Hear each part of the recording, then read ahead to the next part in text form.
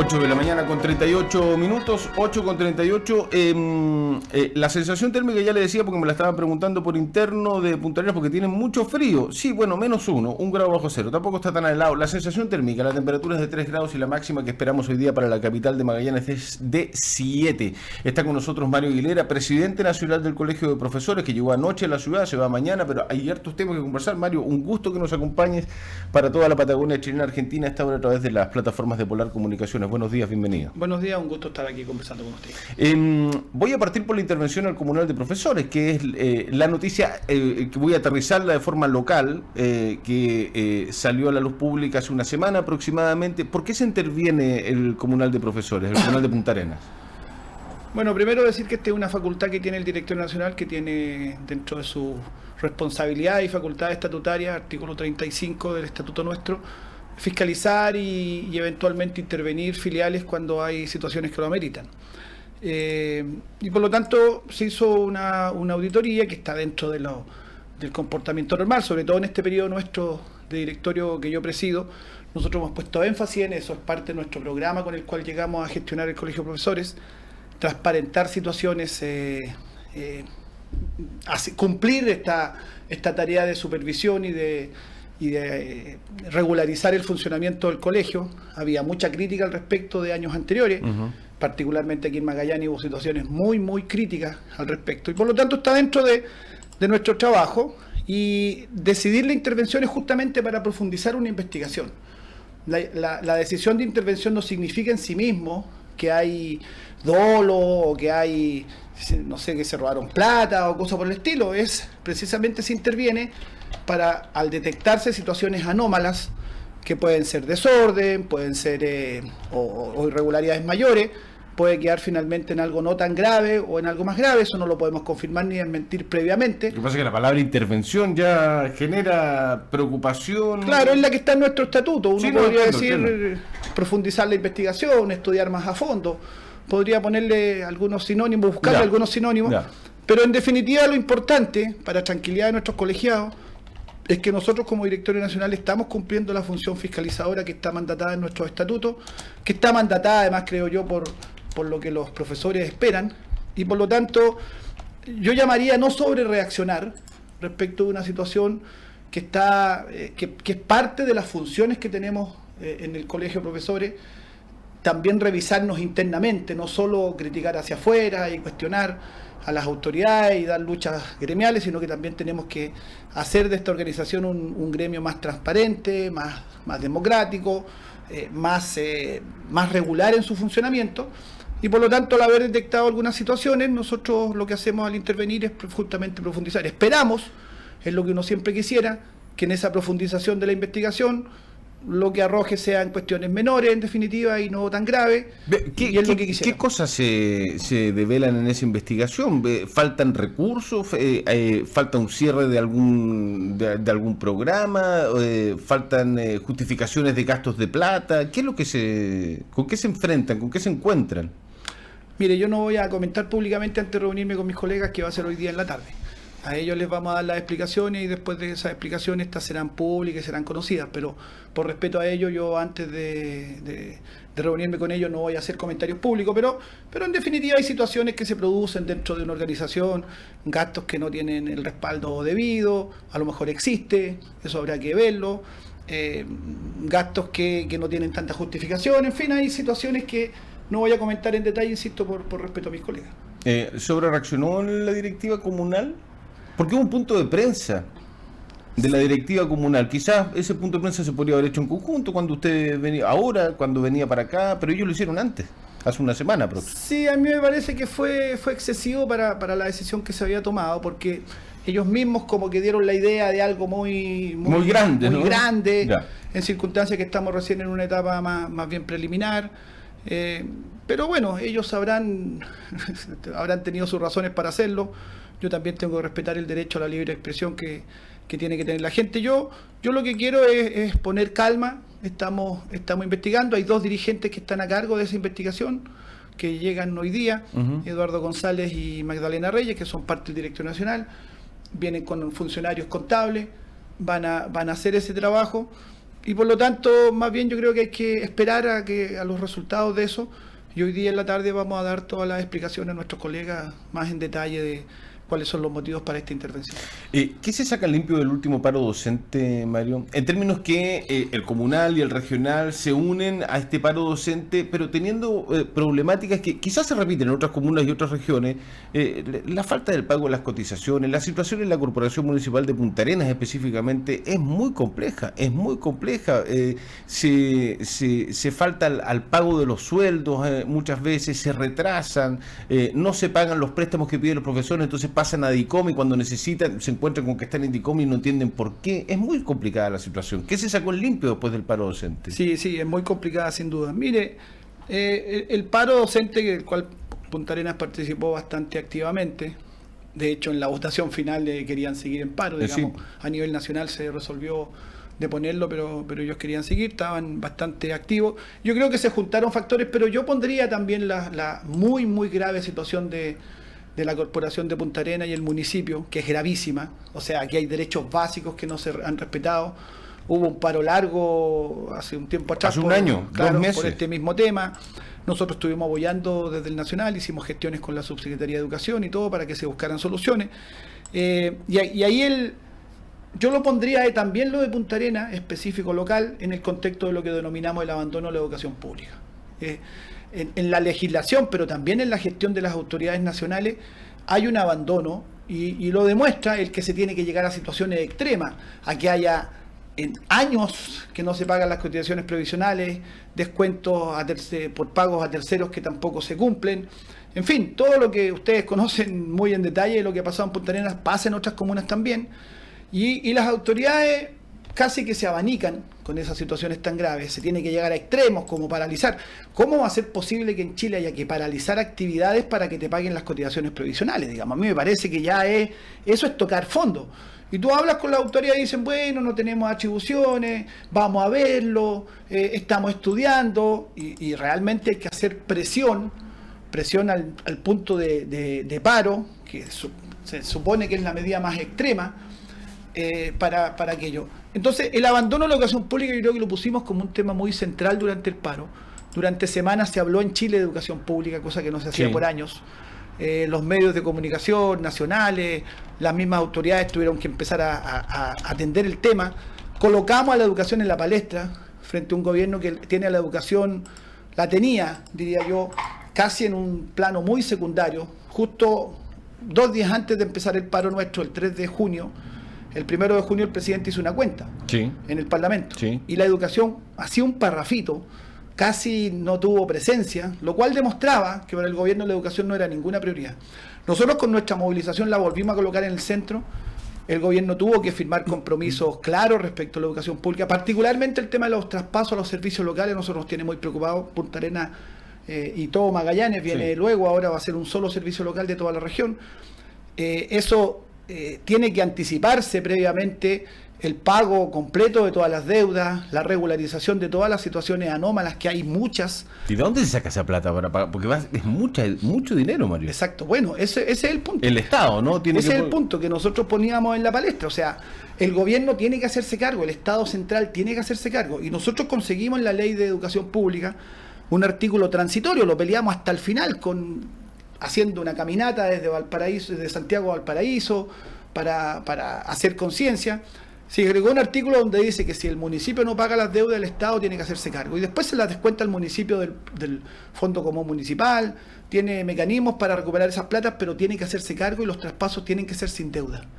Y a nosotros nos interesa mucho que eso se atienda, y por lo mismo peleamos en el paro, entre muchos otros temas, pero ese fue muy central. Y una de las respuestas que nos dio el gobierno es que se incorpora al Colegio de Profesores a un consejo asesor de la educación pública que se formó ahora, hace 2 semanas se constituyó.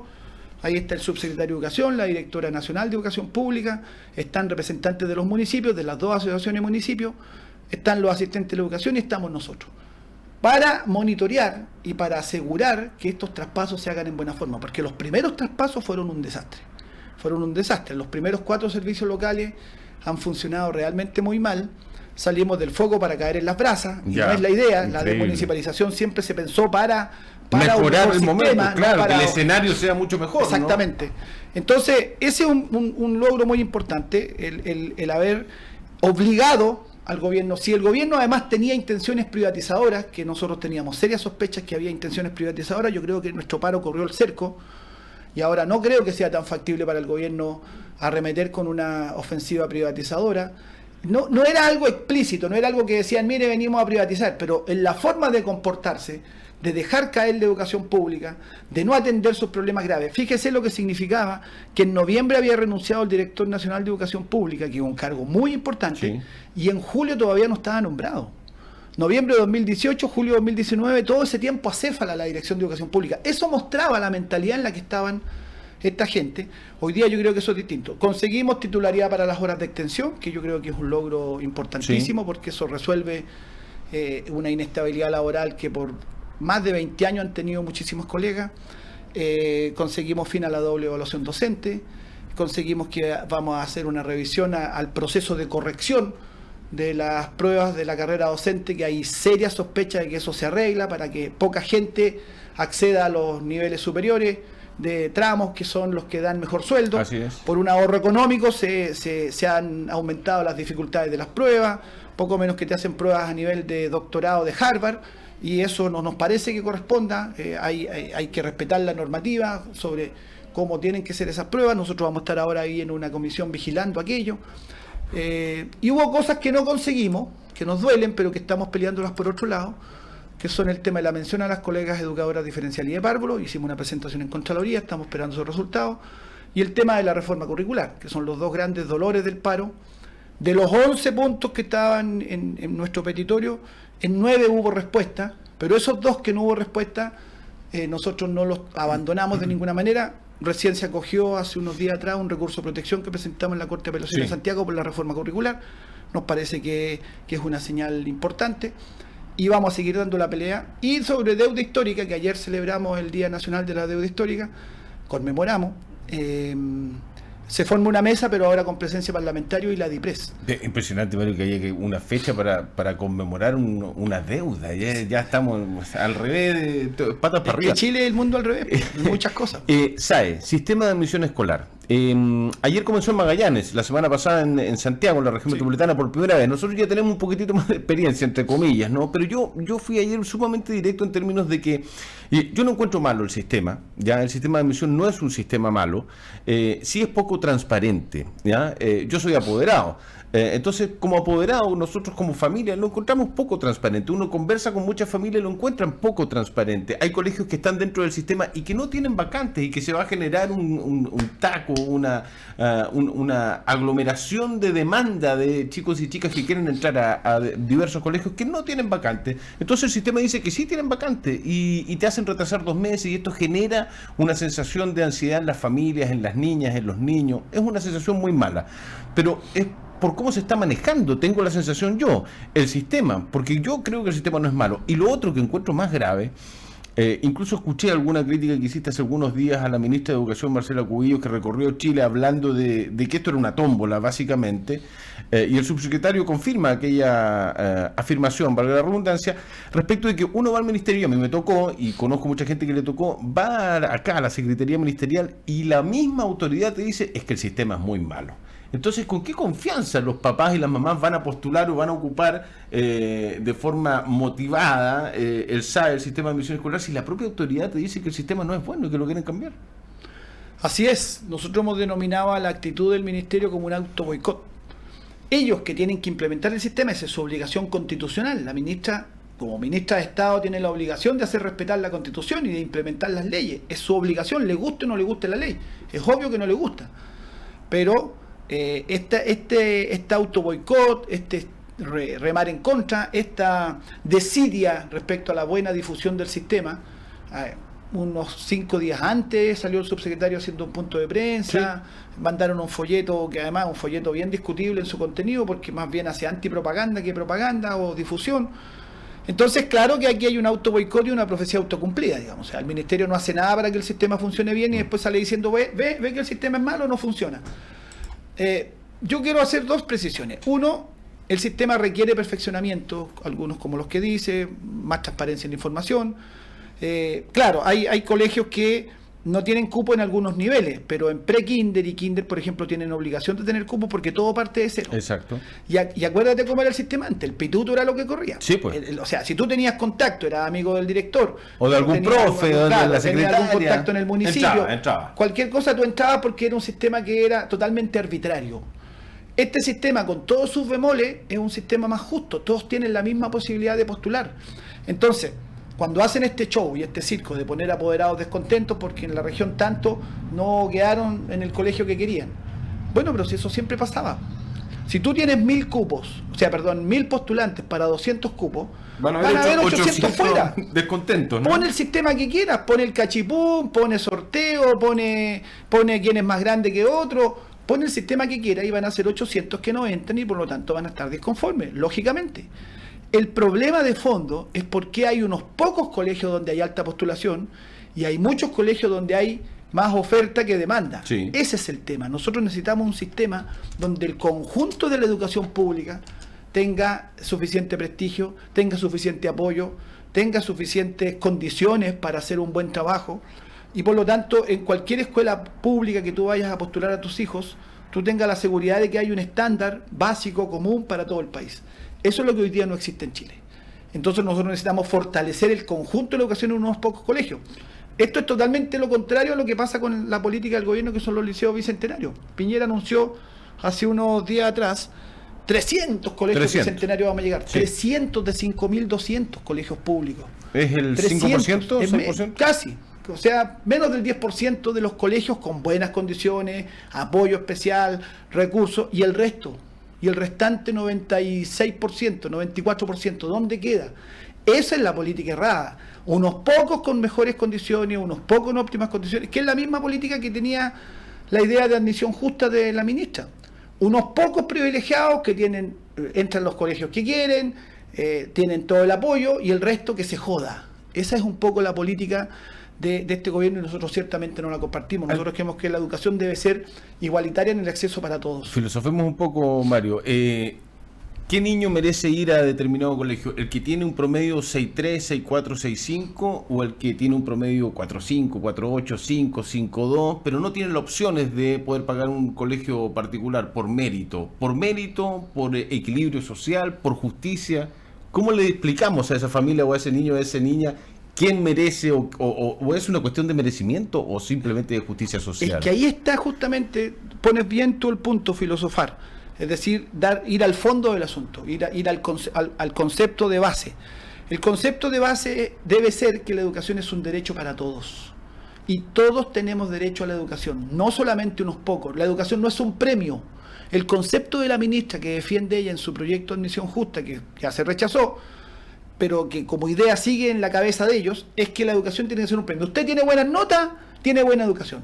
Usted no tiene las buenas notas que nosotros exigimos, entonces jódase, estudie lo que pueda y haga lo que pueda. No, pues, el concepto de educación como un derecho social es que debe ser en iguales oportunidades para todos en el acceso.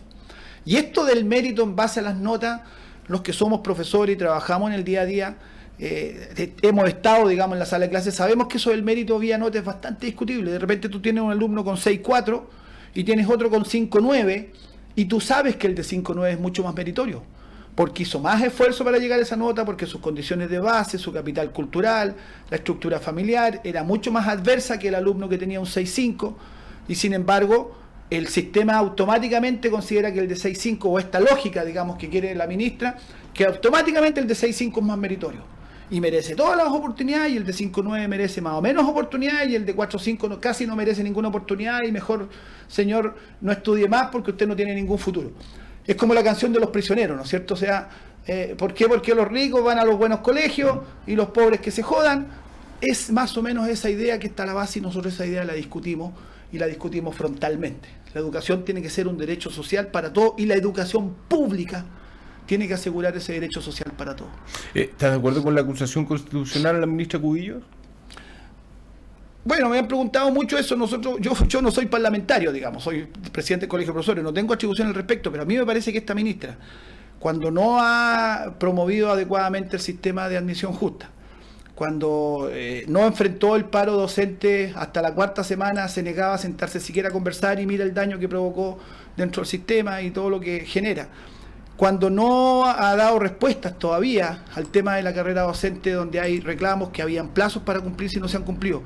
A mí me parece que hay fundamento para que los parlamentarios realicen la acusación constitucional. A mí me parece que hay abandono de deberes y de funciones por parte de ella, principalmente este mismo, que te digo, estar boicoteando un sistema de admisión cuando su obligación es exactamente la contraria. Entonces a mí me parece que tiene fundamento la acusación. Vamos a ver si se presenta, obviamente. Si se presenta, nosotros la estudiaremos y la revisaremos para dar nuestra opinión ya más fundada, pero al menos en el anuncio, porque hasta ahora esto es un anuncio nomás, nos parece que hay fundamento.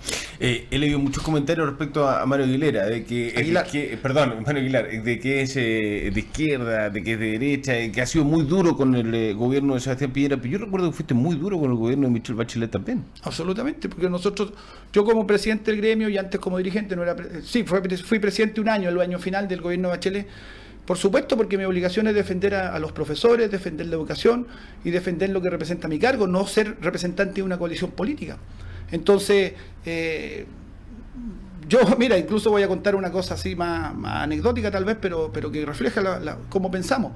Yo voté por Beatriz Sánchez para la última elección presidencial. ¿Ya?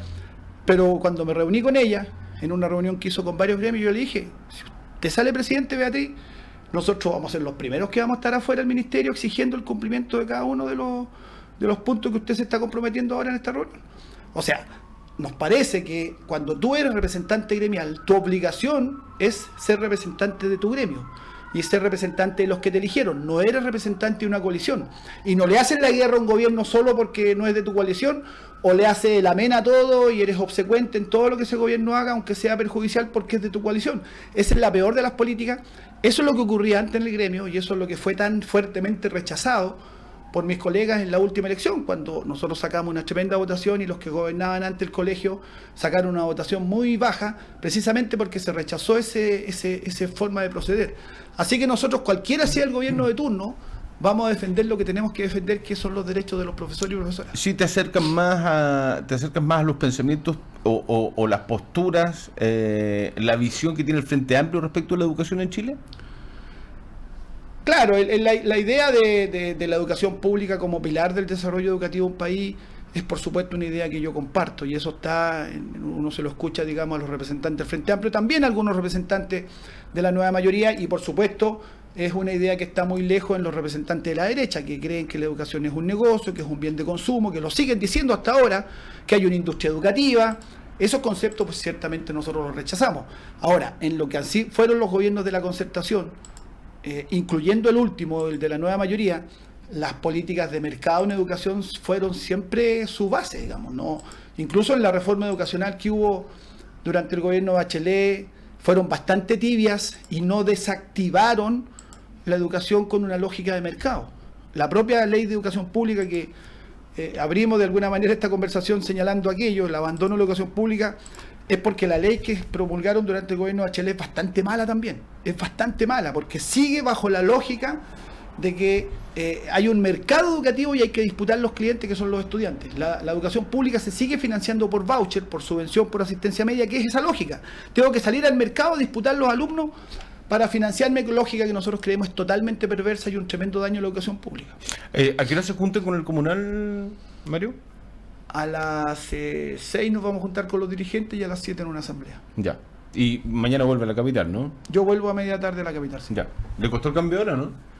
Nada, hay que acostumbrarse nomás. Sí, pues nada más. Esta es nuestra hora patagónica. Exacto. Y va a tener usted esta hora ya en 2 semanas más, y cambian la hora del resto de Chile 2 semanas más. No es tanto, una hora no es tanta diferencia. Mario Aguilar, presidente nacional del Colegio de Profesores. Mario, muchas gracias por haber compartido estos minutos con nosotros. Un gusto, como. Que esté muy bien. Buena jornada. Pausa, ya volvemos.